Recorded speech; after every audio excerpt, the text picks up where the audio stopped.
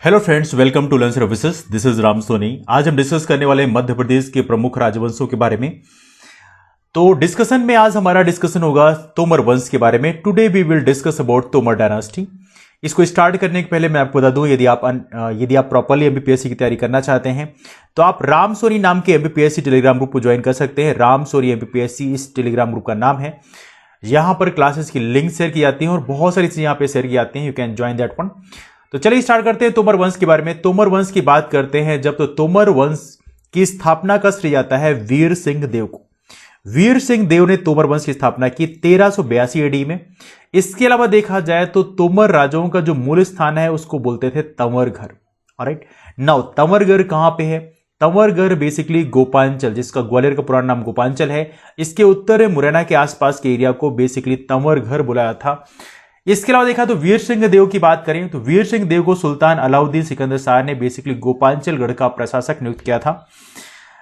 तो इनके बाद में, हालांकि वीर सिंह देव काफी बड़ा नाम है इनका, इन्होंने बेसिकली इसकी स्थापना की। तो बहुत सारे ऐसे वंश, जैसे मल्हार राव होलकर की बात करते हैं तो मल्हार राव होलकर ने बेसिकली हमारा जो होलकर वंश है उसकी स्थापना किया था। तो ऐसे ही बेसिकली कई सारे नाम होते हैं जिन्होंने अलग अलग वंश की स्थापना की। तो basically as a administrator starting में उनको अपॉइंट किया गया और बाद में उन्होंने प्रॉपर्ली अपना वंश बना लिया। इसके बाद देखें तो यहां पे वीर सिंह देव के बाद में, वीर सिंह देव के बाद यदि हम देखें कि इनके बाद अगले राजा कौन थे, तो वीर सिंह देव के बाद अगले राजा का नाम क्या था? द नेक्स्ट वन वाज उद्धरण देव। इनका नाम था उद्धरण देव। तो उद्धरण देव का नाम आप याद रखें, उद्धरण देव ये गद्दी में बैठे। हालांकि देखा जाए तो वीर सिंह देव के एक बेटे और हैं जिनका नाम काफी चलता है और उनका नाम है बेसिकली वीर देव। वीर देव वो हैं जिनका मुकाबला बेसिकली मल्लू इकबाल खान ने बेसिकली इन पे अटैक किया था। हालांकि आप लोगों को पता होना चाहिए, मितावली में जो गोल मंदिर है उसके पास कुछ शिलालेख हैं जिसमें वीर देव के बारे में, वीर देव की जो वीरता के पराक्रम है उनके बारे में कहा गया है। तो मितावली का जो शिलालेख है, कहां का शिलालेख है? मितावली के शिलालेख की यदि हम बात करें, मितावली का शिलालेख काफी इंपॉर्टेंट है। मितावली के शिलालेख में यदि आप देखें तो यहां पर वीर देव जो कि वीर सिंह के बेटे थे, वीर देव को बेसिकली क्या बोला गया है? तेजोरत्तम। क्या बोला गया यहां पे? इनको बोला गया है तेजोरत्तम। इनकी बहादुरी के कारण इनको तेजोरत्तम बोला गया था। ये भी आप लोग याद रखते हैं, दैट्स आल्सो क्वाइट इंपॉर्टेंट। इनके बाद देखा जाए तो वीर सिंह के बाद में, वीर देव के बाद में अगले शासक का नाम था गणपति देव। क्या नाम था? अगले शासक का नाम था गणपति देव। और गणपति देव की बात करें तो गणपति देव जो है इनको सत्ता में बैठा। ये कब बैठे? ये बैठे 1423 में, 1423 एडी में ये बेसिकली गद्दी में बैठे। ये हैं गणपति देव। गणपति देव का जो शासनकाल है उसी में होसंग शाह ने कई बार वहां पर अटैक भी किए। गणपति देव के बाद उनके जो बेटे हैं, उनके बेटे, अब गणपति देव की बात करें तो इनका टाइम पीरियड 1423 से लेकर 1425 तक था। तो ये भी आप लोग याद रखते हैं। गणपति देव के बाद इनके बेटे हैं जिनका नाम है डूंगर सिंह। क्या नाम है? उनका नाम है डूंगर सिंह। डूंगर सिंह गद्दी में बैठे। तो डूंगर सिंह का नाम भी आप लोग याद रखें, that's also quite important name. और डूंगर सिंह कौन है? गणपति देव के बेटे हैं। और डूंगर सिंह 1425 से लेके इनका टाइम पीरियड थोड़ी ज्यादा था, 1425 से लेके 1454 तक का टाइम पीरियड है। ये हैं डूंगर सिंह, तो इनका नाम याद रखें।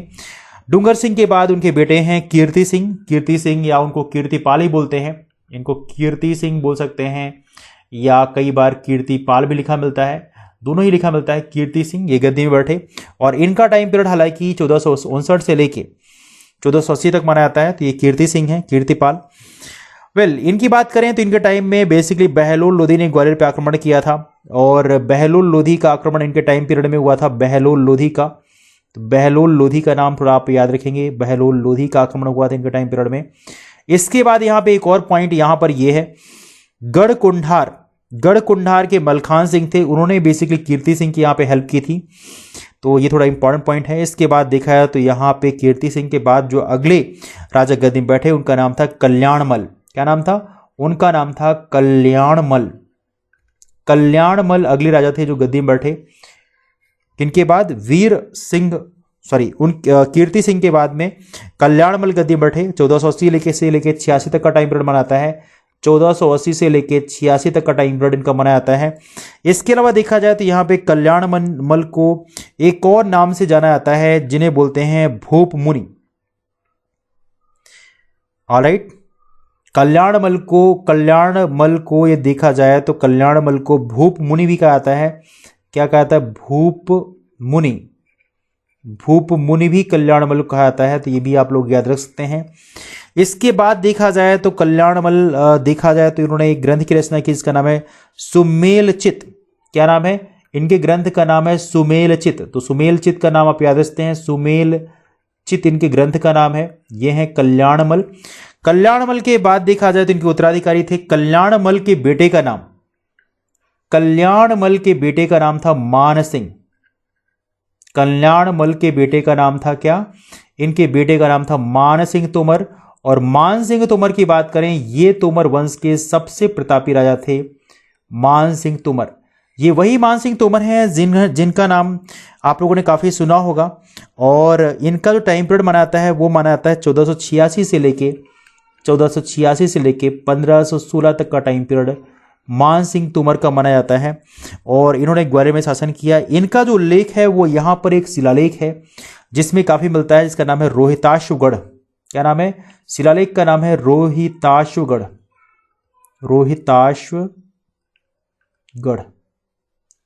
रोहिताशुगढ़ का शिलालेख है जहां पर इनके बारे में शिलालेख मिलता है। रोहिताशुगढ़ शिलालेख, ये आप लोग जरूर याद रखेंगे बिकॉज ये आपसे एग्जाम में पूछा जाता है कि कौन शिलालेख में मानसिंह तोमर के बारे में उल्लेख मिलता है।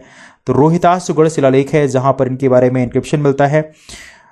देखा जाए यहाँ पर बेसिकली मानसिंह के जो रिलेशन थे वो बेसिकली इनके अटैक, कई सारे अटैक हुए। 1517 AD की बात करें तो इब्राहिम लोधी ने ग्वालियर पर आक्रमण किया था और यहाँ पर किला जीत लिया था। तो बेसिकली मानसिंह तोमर का टाइम था जब यहाँ पर कुछ अटैक हुए थे जो कि it was not pleasant for Mansingh Tomar. तो मानसिंह तोमर के ही काल में अटैक हुआ था।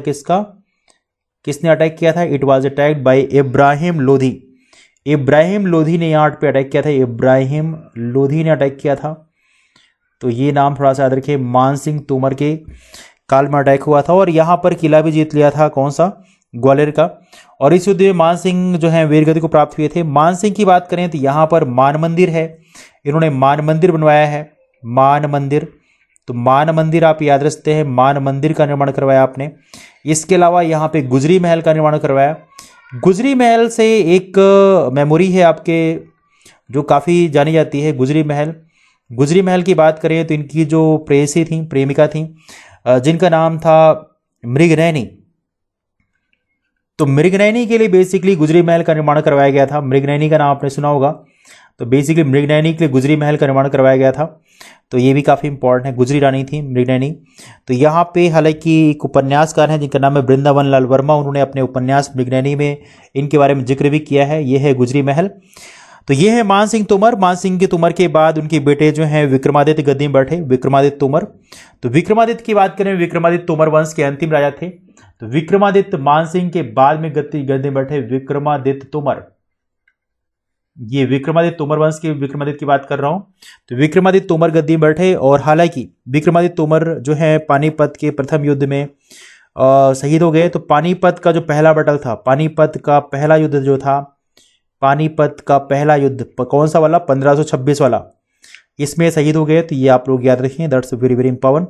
इस तरह से 125 साल का टाइम पीरियड लगभग कह सकते हैं आप ये तोमर वंश का रहा है। तो this is what you have to remember this one. Alright, कल डिस्कस करेंगे एक नए वंश के बारे में। तो फिलहाल डिस्कशन को यहीं से वाइंड अप करते हैं। आप सभी लोग यहाँ पे आए इसलिए thank you so much. Video पसंद आया वीडियो को लाइक जरूर करेगा। चैनल को यदि आपने अब तक सब्सक्राइब नहीं किया तो सब्सक्राइब चैनल, और हमारा टेलीग्राम ग्रुप है जिसका नाम है राम सोनी MPPSC, उसको फॉलो करना मत भूलिएगा। दैट्स ऑल, मिलते हैं फिर, bye bye, take care, thank you.